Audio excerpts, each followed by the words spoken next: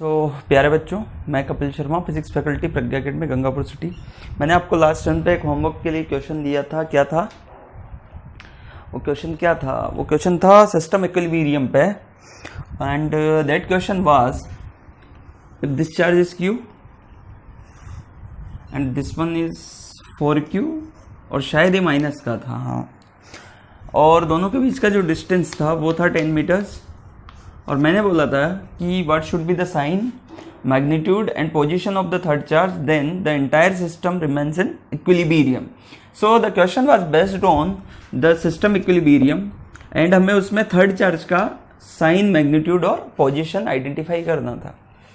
तो सपोज जो third charge है, अच्छा ये तो हम पहले भी देख चुके कि अगर ये और इस चार्ज का और इस चार्ज का यदि साइन अपोजिट है तो फिर इक्विलिब्रियम इन दोनों के बीच में ना आके या तो इधर आएगा या इधर आएगा। तो किधर आएगा?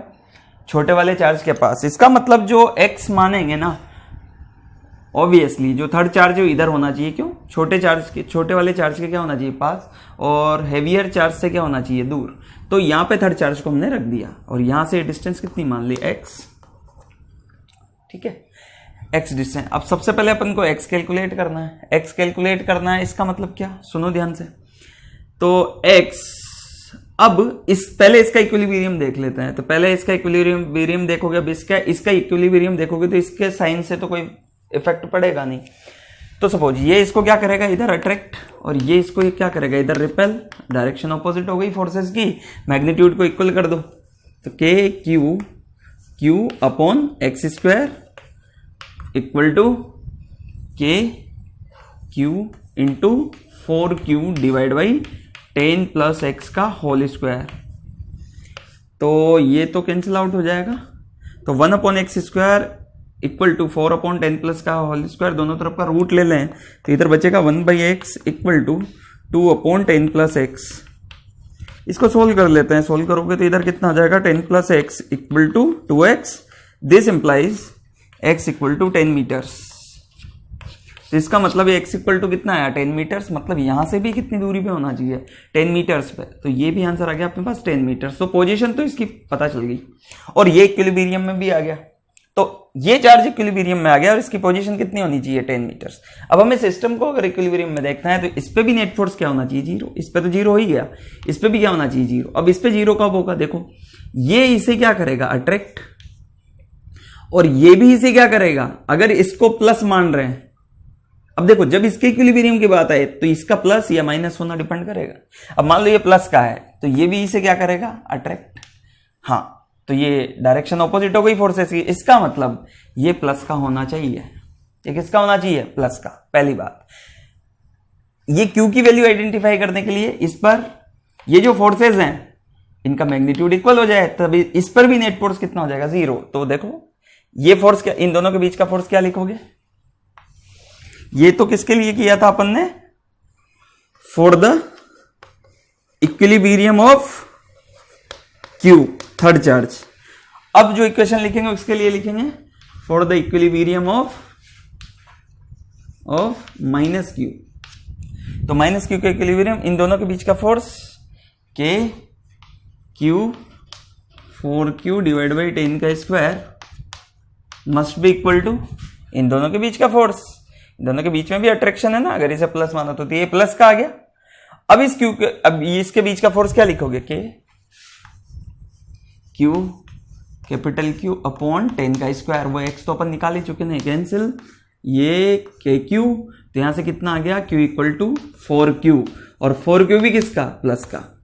ये सेकंड आंसर। तो पोजीशन 10 मीटर्स पे, चार्ज का मैग्नीट्यूड 4q साइन प्लस, ये यहां से निकल गया। इसमें ये भी इक्विलिब्रियम में आ गया और ये भी आ गया।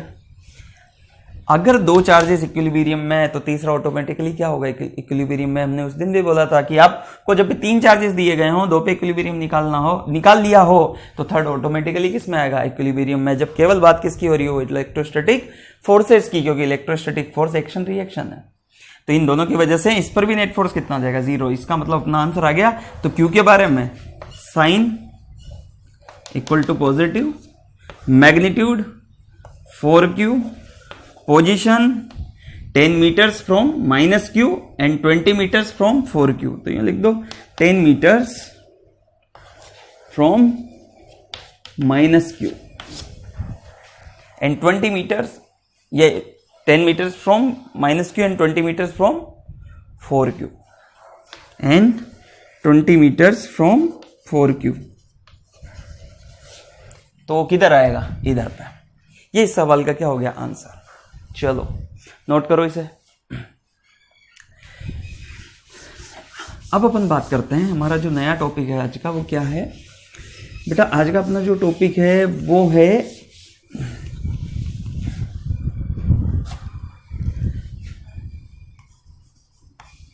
द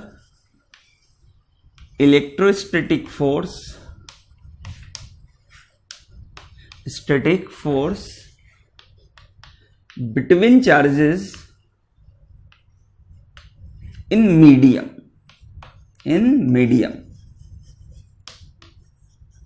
ठीक है, इन मीडियम. जब आप मीडियम की बात करोगे तो किस तरीके से इलेक्ट्रोस्टैटिक फोर्स इफेक्ट होगा, किस तरीके से इस पे इफेक्ट आएगा.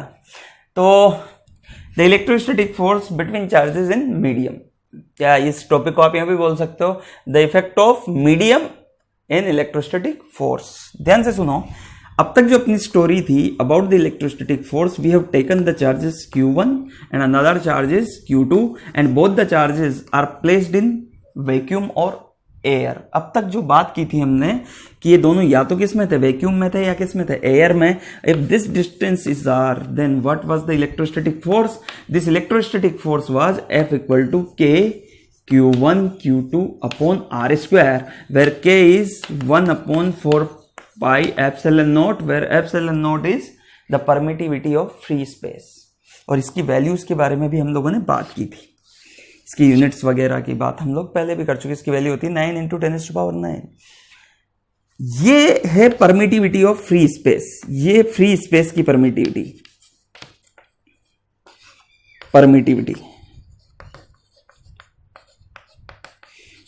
Of free space. But what about this force when both the charges are placed in a medium? ये तो जो फोर्स लग रहा है ना, ये वाला, ये फोर्स लग रहा था जब दोनों चार्जेस किस में रखे हुए थे, वैक्यूम में. But when these charges are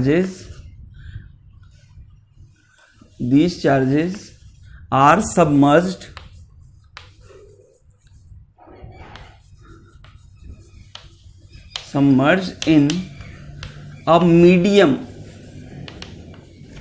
then अब मान लो, देखो सुनना ध्यान से, ये चार्ज है Q1, ये चार्ज है Q2 और इन दोनों चार्जेस को किसी मीडियम में डाल दिया. ये दोनों चार्जेस किसी मीडियम में सबमर्ज कर दिया. इन दोनों के बीच में क्या आ गया? मीडियम. अगर मीडियम आ गया तो फिर देखो अभी भी डिस्टेंस आ रही ही है. अब जो फोर्स लिखोगे ना दोनों के बीच में इलेक्ट्रोस्टैटिक फोर्स, हो कैसे लिखोगे? F medium equal to 1 upon 4 pi epsilon Q1 Q2 upon R square. Sir पहले भी तो कुछ ऐसा ही था. ये तो था वैक्यूम के लिए एप्सिलॉन नॉट, और यहां पे क्या आ रहा है? एप्सिलॉन. इसे बोला जाएगा एप्सिलॉन को permittivity of medium.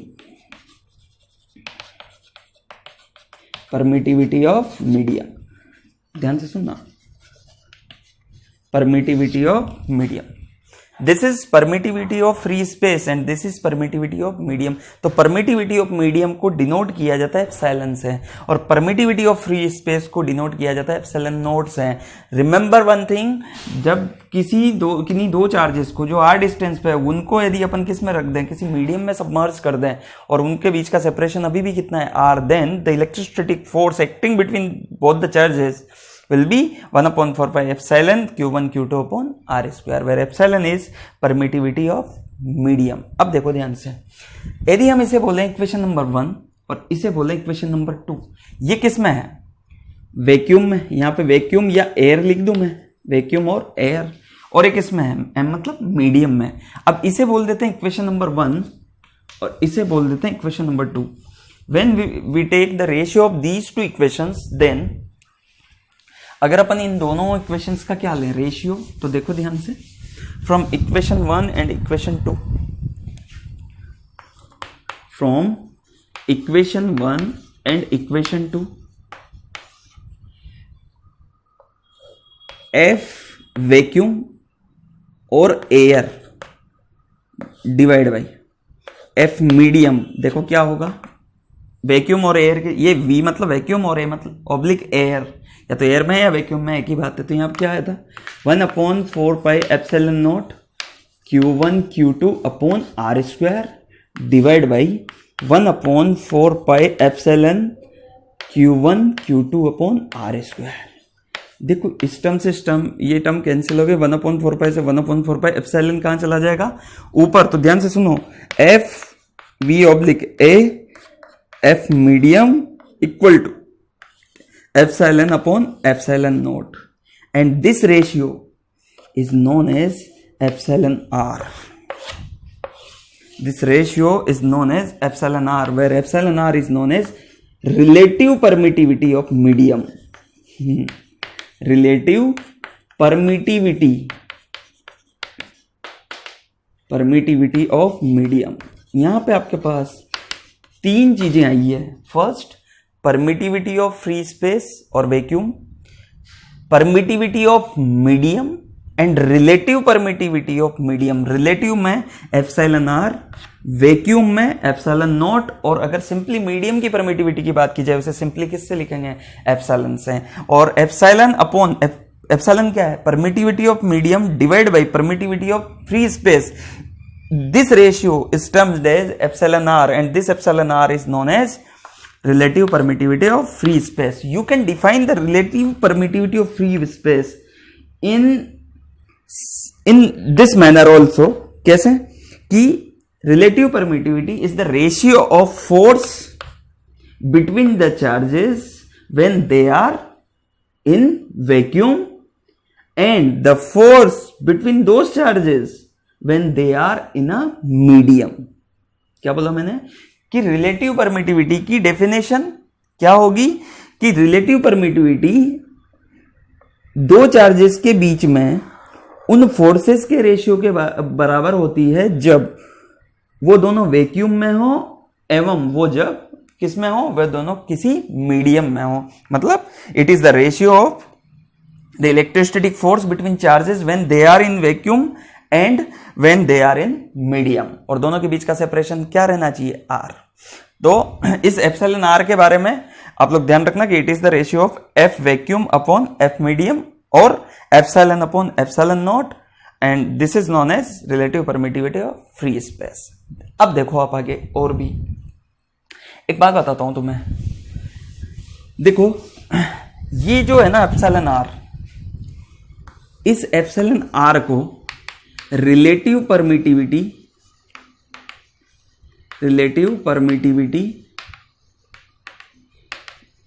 Of free space of medium भी बोलते हैं, और साथ में डाई इलेक्ट्रिक कांस्टेंट भी बोल दिया जाता है। डाई इलेक्ट्रिक कांस्टेंट भी बोल दिया जाता है इसे। कभी कभार बुक्स में इस एप्सिलॉन आर को कैसे भी डिनोट करते हैं, मैं एक बार फिर बता दूं, मैं यहां पे कैसे क्यों नहीं डिनोट कर रहा, क्योंकि हम ऑलरेडी के को क्या लिख चुके हैं, के को लिख चुके हैं 1/4 एप्सिलॉन नॉट। हम ऑलरेडी इसे कैसे डिनोट कर चुके हैं, इसलिए मैं यहां पे इसे एप्सिलॉन आर से डिनोट कर रहा हूंगा। लेकिन कई बुक्स में आप कंफ्यूज मत हो जाना, ये वाला के ये इलेक्ट्रोस्टैटिक कांस्टेंट है और ये डाइलेक्ट्रिक कांस्टेंट या relative permittivity of free space, इसे अपन एप्सिलॉन आर से डिनोट करेंगे। कभी कभार आपको दिया गया डाइलेक्ट्रिक कांस्टेंट इज के, dielectric constant of the material और मीडियम इज के, तो यहां पे कभी कभार आपको ऐसा भी दे दिया जाए तो कंफ्यूज मत होना। तो एप्सिलॉन आर, इसे डाइलेक्ट्रिक कांस्टेंट भी बोल दिया जाता है, और एप्सिलॉन आर की वैल्यू हमेशा ग्रेटर देन इक्वल टू 1 होती है। ये कुछ टर्म्स है जो आपको याद रखनी है इसमें। Epsilon R is always greater than equal to 1। अब देखो यहां से क्या लिख सकते हैं, अगर आप देखो तो एप्सिलॉन अपॉन एप्सिलॉन नॉट, ये क्या होगा, epsilon upon epsilon naught is equals to epsilon are. ये आ गया अपने पास epsilon upon epsilon naught is equals to कितना आया, एप्सिलॉन आर। तो यहां से एप्सिलॉन को क्या लिख सकते हैं, epsilon is equals to epsilon naught epsilon R. मैं फिर बोल रहा हूं, इसे कभी कभार के भी लिख दिया जाता है, के डाइलेक्ट्रिक कांस्टेंट बोलते हैं उसे, ठीक। अब देखो, जब मीडियम में हो तो मीडियम के लिए अपने क्या लिखा था, एफ मीडियम। एफ मीडियम बराबर क्या था, 1/4 pi epsilon Q1 Q2 upon R square. जब चार्जेस आर सेपरेशन पे हो और उनके बीच में कोई मीडियम हो तो एप्सिलॉन, इस एप्सिलॉन की जगह क्या लिख देंगे, epsilon naught epsilon R equal to 1/4 pi epsilon naught epsilon R Q1 Q2 upon R square. आप देखो ये 1/4 पाई एप्सिलॉन नॉट, ये वाली टर्म किसके बराबर है, ये वाली टर्म है एफ वैक्यूम और एयर। ये क्या था, 1/4 pi epsilon naught Q1 Q2 upon R square. तो इसका मतलब ये तो क्या हो गया, F vacuum upon epsilon R. इसका मतलब जो मीडियम में जो फोर्स लगता है वो वैक्यूम या एयर में लगने वाले फोर्स का 1 एप्सिलॉन आर टाइम्स होता है। इसका मतलब जो मीडियम में जो फोर्स लग रहा है दोनों चार्जेस के बीच में वो डिक्रीज हो जाता है। कितना डिक्रीज, 1 एप्सिलॉन आर टाइम्स, ठीक है। तो आपको कभी कभार बोल दिया कि दो चार्जेस जो किस में रखे हुए हैं, सब ऑयल में या वाटर में रखे हुए हैं, तो एप्सिलॉन आर की वैल्यू आपको दी गई रहेगी वाटर के लिए, ऑयल के लिए, जिस भी मीडियम में है। तो वहां पे वैक्यूम में फोर्स निकालो और उसको उस मटेरियल के डाइलेक्ट्रिक कांस्टेंट से या रिलेटिव परमिटिविटी से क्या कर दो, डिवाइड कर दो, आपको उस मीडियम में लगने वाला इलेक्ट्रोस्टैटिक फोर्स मिल जाएगा। ये फॉर्मूला इंपॉर्टेंट है, इसे आप ध्यान रखना। और एक ये वाली बात, epsilon R greater than equal to 1। अब ध्यान से देखो, एप्सिलॉन आर बोल दो या के बोल दो, मैंने बोला ना डाइलेक्ट्रिक कांस्टेंट को कभी कभार के से भी डिनोट कर देता है। आप इस के को अलग समझना, dielectric constant, sorry electrostatic constant मत समझ लेना, ये के है डाइलेक्ट्रिक कांस्टेंट, कांस्टेंट ये ना, या तो इसे डाइलेक्ट्रिक कांस्टेंट बोल दे, रिलेटिव परमिटिविटी बोल दो, ऐसा समझ। ये होती है 1 किसके लिए, वैक्यूम और एयर के लिए, और इसकी वैल्यू इनफाइनाइट होती है किसके लिए, इनफाइनाइट होती है किसके लिए, कंडक्टर्स के लिए। जो कंडक्टर्स होते हैं ना उनके लिए कितनी होती है, इनफाइनाइट। वैक्यूम और एयर के लिए कितनी होती है, 1। बाकी सब मटेरियल्स के लिए ग्रेटर देन 1 और लेस देन इनफाइनाइट। सबसे हाईएस्ट किसके लिए, इनफाइनाइट से ज्यादा तो क्या होगा, कंडक्टर्स के लिए, और वैक्यूम और एयर के लिए 1, और बाकी सभी मटेरियल्स के लिए एप्सिलॉन आर की वैल्यू या डाइलेक्ट्रिक कांस्टेंट की वैल्यू वो क्या होगी, ग्रेटर देन 1, ठीक है। तो एप्सिलॉन आर हमेशा 1 से बड़ा होगा या इक्वल टू 1 होगा। इक्वल टू 1 किसके लिए, वैक्यूम और एयर के लिए, ठीक है। अब आपसे बोल दिया कि मान लो दो चार्जेस जब एयर में रखे हुए हैं तो उनके बीच का फोर्स है साहब 25 newton, and when they are submerged in a medium having dielectric constant equal to 5, then what will be the force in that medium. तो F medium equal to F vacuum. F vacuum कितना दे रखा है, 25 divide by dielectric constant की value कितनी दे रखी है, 5। तो 25 डिवाइड बाई 5, तो उनका फोर्स क्या हो गया, 5 न्यूटन। इसका मतलब जब दो चार्जेस को किसी मीडियम में सबमर्ज करते हैं तो उनके बीच में लगने वाला इलेक्ट्रोस्टैटिक फोर्स डिक्रीज हो जाता है। कितना डिक्रीज, तो वैक्यूम या एयर वाले जो फोर्स है उसको डिवाइड कर दो एप्सिलॉन आर से, ठीक है। ओके चलो अब देखो इसके आगे की बात, ये तो बातें हम लोगों ने कर ली। अब आपको एक बात बताता हूं, अगर मान लो मैं आपसे एक सिंपल सी चीज पूछूं, देखो यहाँ पे 2-3 बातें आपको ध्यान रखनी है। इसके लिए बच्चे क्या करते हैं, इनको याद तो करते हैं लेकिन तरीके से याद नहीं करते। ये चार्ज है Q1 और ये चार्ज है Q2, ये चार्ज है Q1 और ये चार्ज है Q2। इनके बीच में मीडियम है पूरा का पूरा, यहां से लेके यहां तक पूरा का पूरा मीडियम है, और उस मीडियम का डाइलेक्ट्रिक कांस्टेंट दे रखा है आपको एप्सिलॉन आर, या रिलेटिव परमिटिविटी दे रखी है एप्सिलॉन आर। तो इनके बीच में लगने वाला फोर्स कितना होगा, F इक्वल टू के Q1 F इक्वल टू कितना होगा, 1/4 pi epsilon naught epsilon R Q1 Q2 upon R square, या सिंपली हम लिख दें कि F vacuum divide by epsilon are. ये लिख दिया हम लोगों ने। बेटा एक बात ध्यान रखना कि this formula is valid, this formula is valid when the entire space between the charges contains the medium। बात को समझे? मतलब क्या बोला मैंने कि ये Q1 ने दे Q2 दे रखा है, इसका मतलब इन दोनों के बीच में पूरा का पूरा जो जगह है ना, इन दोनों के बीच की जो जगह है वहां पे पूरे के पूरे तरीके से मीडियम होना चाहिए, यहां से लेके यहां तक। ऐसा नहीं है कि केवल इतने ही भाग में आपने मीडियम भरा, मतलब इतना सा ही मीडियम भर दिया और बोला कि अब फोर्स कितना होगा, फिर आप ये फॉर्मूला लगा रहे हो, तो this formula will not be applicable. This formula is applicable when the entire space between the charges contain the medium. The important thing is this. फिर आप बोलोगे कि सर अगर मान लो कि केवल कुछ ही पार्ट में यदि हम मीडियम को भरें तो उसके लिए दूसरा फॉर्मूला, वो क्या होगा? ये तो हुआ फर्स्ट पॉइंट, इंपॉर्टेंट पॉइंट्स में या first point. Second point, second, suppose this charge is Q, इसे Q1 बोल दें, दिस चार्ज इज Q2। अब सपोज इन दोनों के बीच में अभी क्या है, बिल्कुल वैक्यूम है, तो क्या लगा देंगे 1/4πε0 Q1 Q2 अपॉन R²। लेकिन अगर मैं बोलूं कि इन दोनों के बीच में हमने एक T मोटाई तक, मतलब केवल इतने पार्ट में, इतने स्पेस में, देखो यहां से यहां तक की डिस्टेंस कितनी है R, पूरी डिस्टेंस कितनी है R, और मान लो कि यहां से यहां तक की डिस्टेंस, ये जो मीडियम है ना वो केवल कितने पार्ट में भरा, केवल D डिस्टेंस तक ही मीडियम भरा। क्या बोला मैंने कि पूरा स्पेस R का था और केवल इस R के कितने भाग में आपने मीडियम भरा, आपने केवल D भाग में ही मीडियम भरा। तो यहां से यहां तक क्या है, यहां से यहां तक है एयर, यहां से यहां तक भी क्या है एयर या वैक्यूम, यहां से यहां तक भी एयर या वैक्यूम, यहां से यहां तक भी एयर या वैक्यूम, और इस भाग में केवल क्या भरा हुआ है मीडियम, और इसकी डाइलेक्ट्रिक कांस्टेंट या रिलेटिव परमिटिविटी दे रखी है εr। In this case this is very very important formula. तब the electrostatic force F between the Q1 and Q2 will be, क्या होगा देखना, क्या 1/4πε0 Q1 Q2 अपॉन क्या लिखेंगे R minus D plus D root εr का whole square. ये formula आपको याद करना है।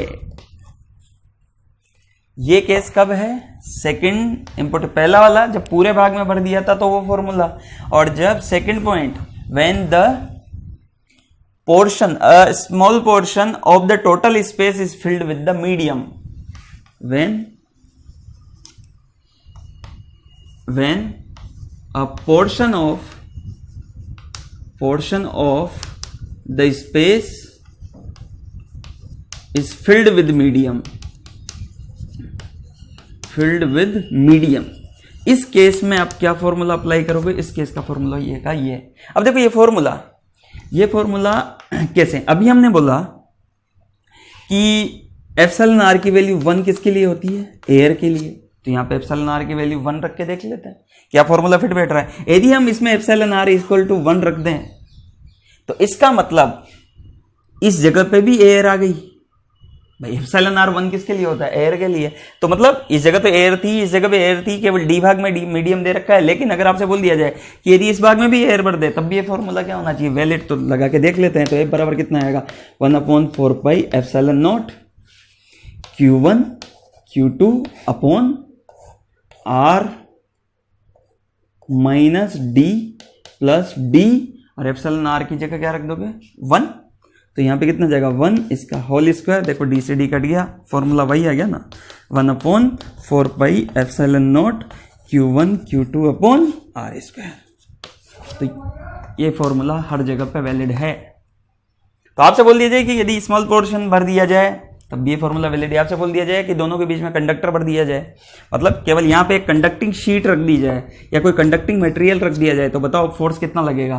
तो कंडक्टिंग शीट रख दी जाए तो देखो फॉर्मूला क्या लगेगा, यहाँ पे इन्फिनिटी, तो जब यहाँ पे इन्फिनिटी आ जाएगा तो इन्फिनिटी को किसी में भी जोड़ो तो नीचे कुल मिला के कितना आ गया इनफाइनाइट, और इनफाइनाइट इसको अगर इनफाइनाइट से डिवाइड करोगे तो आंसर कितना आ जाएगा 0।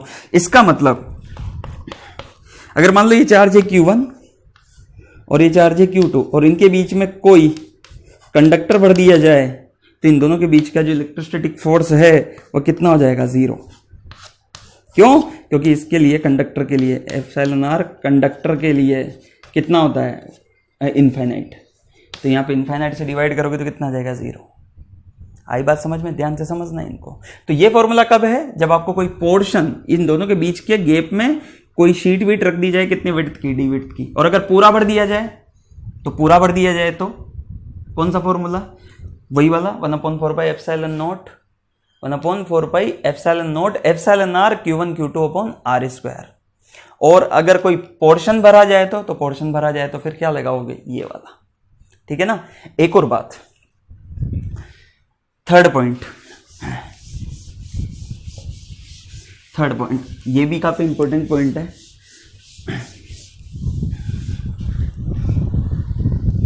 थर्ड पॉइंट क्या है? जैसे मान लो ये Q1 और Q2, आपसे मैं पूछूं कि इन दो Q1 और Q2 के बीच में एयर भरी हुई है, एयर या वैक्यूम, तो आपसे पूछा जाए कि Q1 कितना फोर्स एक्सर्ट कर रहा है Q2 पे, और मान लो ये दोनों प्लस के हैं। ध्यान से सुनना, ये बहुत कंसेप्चुअल चीज है। Q1 Q2 पे कितना फोर्स एक्सर्ट कर रहा है, तो आप बोलोगे K, या यूं लिख दो, अभी एयर है ना तो कितना लिखोगे 1/4 पाई एप्सिलॉन नॉट, या मैं यहां पे लिखता हूं, सुनना, force on two due to one, कितना लिखोगे F21, कितना लिखोगे? देखो 1/4 pi epsilon naught Q1 Q2 upon R square. ध्यान से सुनना पूरी बात। ये अब मान लो कि ये Q1 है और ये Q2 है। अब इनके बीच में पूरा का पूरा स्पेस में क्या भर दिया? मीडियम। अब यहां पे क्या भर दिया? मीडियम। अब आपसे पूछा force on two due to one. अब बताओ आपका आंसर क्या होगा? अभी भी F21 कितना रहेगा? 1/4 pi epsilon naught Q1 Q2 upon R square. फिर सर वो मीडियम का इफेक्ट आप बोल रहे थे, उसका क्या? तो अब सुनो बात, ये इस पर या ये इस पर एयर में जितना फोर्स लगाएगा मीडियम होने के बावजूद भी ये इस पर और या ये इस पर उतना ही फोर्स लगाएगा। तो फिर चेंज क्या हुआ? चेंज ये हुआ the net force acting on the individual charges. तो ध्यान से सुनना, what changes? The net force acting between the individual charges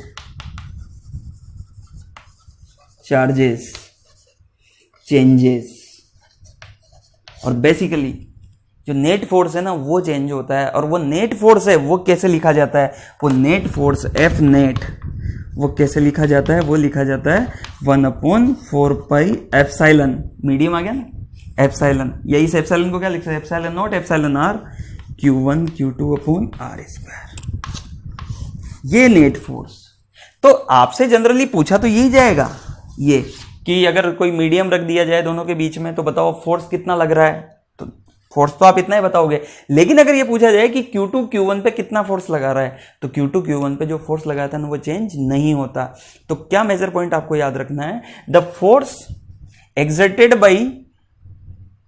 by 2 on 1 और 1 on 1 ड्यू टू 2, या तो यूं बोल दो एक पर 2 के द्वारा या 2 पर 1 के द्वारा, वो चेंज नहीं होता है। क्या चेंज होता है? The net force acting on the individual charges gets change. तो क्या लिखेंगे इस इंपॉर्टेंट पॉइंट में? इस इंपॉर्टेंट पॉइंट में लिखेंगे हम व्हेन द मीडियम इंसर्टेड जब दोनों के बीच में कोई मीडियम आ जाए तो the force exerted by the one charge on another do not change but the net charge on individual charges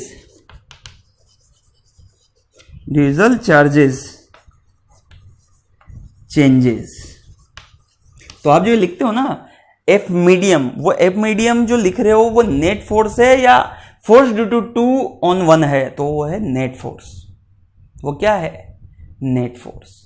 F net force in the medium. FM का मतलब क्या है? Net force in the medium. जब आपने medium में submerge कर दिया दोनों चार्जेस को, तो नेट फोर्स जो लग रहा है किसी भी चार्ज पर वो कितना है? तो क्या लिखोगे? 1/4πε Q1 Q2/r²। लेकिन अगर आपसे पूछा जाए कि Q2 Q1 पे अभी कितना फोर्स लगा रहा है, वो उतना ही लगा रहा है जितना पहले लगा रहा था। तो फिर से चेंज क्या हुआ? वो चेंज हुआ इस पे नेट फोर्स और इस पे नेट फोर्स। उसका कारण है वो मैं आपको थोड़ा बहुत बता देता हूं, लेकिन वो हम जब आगे पढ़ेंगे इंड्यूस्ड चार्जेस के बारे में, तब मैं आपको और डिटेल में उसे समझाऊंगा। तो अभी मैं थोड़ा बहुत प्रयास करता हूं कि तुम्हें समझा पाऊं। देखो होता क्या है कि जब एयर भरी हुई है, क्या भरी हुई है? एयर। ये Q1 और ये Q2, तो इनके बीच में क्या भरी हुई है? अभी एयर। तो ये इस पे कितना फोर्स लगा रहा है? मान लो दोनों प्लस प्लस के हैं, तो ये भी इसे क्या कर रहा है? रिपेल। कितने फोर्स से? 1/4πε0 Q1 Q2/r²। और ये भी इसे क्या कर रहा है? रिपेल। कितने से? 1/4πε0 Q1 Q2/r²। ये सब मस्त चल रहा है। लेकिन जब आप मीडियम भर देते हो ना बेटा, तो ध्यान से सुनना, जब इसे बोला जाता है डाइलेक्ट्रिक मीडियम, ये जो ऑयल वगैरह या वाटर वगैरह है ये मीडियम है, तो इनमें क्या होते हैं? डाइपोल्स होते हैं। किनमें? डाइपोल्स मतलब एक प्लस और माइनस चार्ज का पेयर, ठीक है ना। तो इनमें छोटे छोटे डाइपोल्स होते हैं, तो मीडियम डाइपोल्स बोला जाता है उन्हें। तो जैसे आपने क्या किया कि यहां पे मीडियम भरा, जैसे इस जगह पे क्या भरा? मीडियम। तो यहां पे क्या होगा? देखो यहां पे होगा कि अगर मान लो ये प्लस चार्ज है और ये भी प्लस चार्ज है, क्या बोला मैंने? ये प्लस चार्ज है और ये भी क्या है? Plus charge. तो होगा क्या? ये इस पर फोर्स कितना लगा रहा है? अभी भी उतना ही लगा रहा है। कितना? 1/4πε0 Q1 Q2/r²। ये क्या है? ये जो मैं लिख रहा हूं ये क्या है? Force on 1 due to 2। ये कितना है? 1/4πε0 Q1 Q2/r²। अब देखो हुआ क्या। लेकिन इस मीडियम की वजह से, इस मीडियम में क्या है? डाइपोल्स। और वो डाइपोल क्या होंगे? पोलराइज्ड हो जाएंगे। वो डाइपोल्स क्या होंगे? पोलराइज्ड हो जाएंगे। आप इतना ध्यान रखो, पोलराइजेशन का मतलब इस प्लस की वजह से यहां पे क्या आ जाएंगे? माइनस। यहां पे क्या आ जाएंगे? माइनस। और इस प्लस की वजह से यहां पे भी क्या आ जाएंगे? माइनस। ऐसा समझो। और ये डाइपोल्स के लिए हर एक माइनस के साथ एक प्लस बना दो ऐसे। तो इसे बोला जाता है पोलराइजेशन, कि इस प्लस के नजदीक क्या आ गए? माइनस। और इस वाले प्लस के नजदीक भी इधर क्या आ गए? माइनस।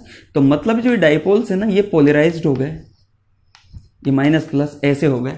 अब क्या होगा कि ये वाला माइनस जो इसके नजदीक है वो इसको पीछे भी तो अट्रैक्ट करेगा ऐसे, और ऐसे ही इस वाले पे ये वाला माइनस इधर पीछे फोर्स लगाएगा। ये इस पर कितना फोर्स लगा रहा है? उतना ही।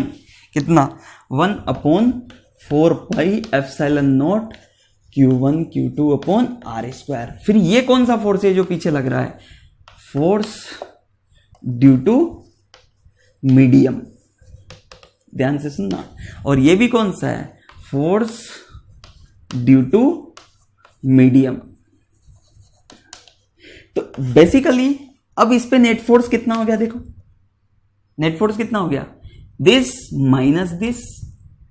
अगर ये मीडियम नहीं था तो केवल इतना ही फोर्स था ना, लेकिन ये मीडियम आने की वजह से ये इस पर जितना फोर्स लगा रहा है वो तो है ही, उसके साथ साथ ही मीडियम भी इस पर क्या लगाने का? फोर्स। इसका मतलब अब ये जो Q1 है और ये जो Q2 है, तो इस Q1 पे F नेट कितना लग रहा है? F नेट हो जाएगा दिस माइनस दिस।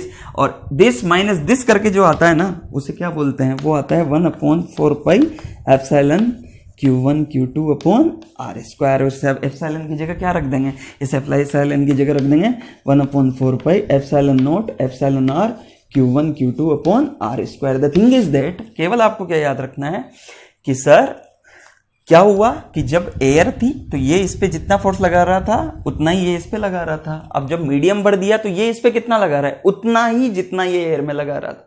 ये भी इस पर कितना, उतना ही जितना एयर में लगा रहा था। फिर क्या हो, फिर ये चेंज क्यों हुआ, तो जैसे आपने इसमें पूरे में क्या भरा, मीडियम, तो इस मीडियम में जो डाइपोल्स थे वो डाइपोल्स पोलराइज्ड हो गए और उस पोलराइजेशन की वजह से इस पर बैक डायरेक्शन में भी फोर्स लगने लगा, इस पर भी ऐसे बैक डायरेक्शन में फोर्स लगने लगा। इसका मतलब इस पर नेट फोर्स डिक्रीज हो गया। अभी भी लग तो इधर ही रहा है और इस पर भी इधर ही लग रहा है, लेकिन नेट फोर्स क्या हो गया, डिक्रीज।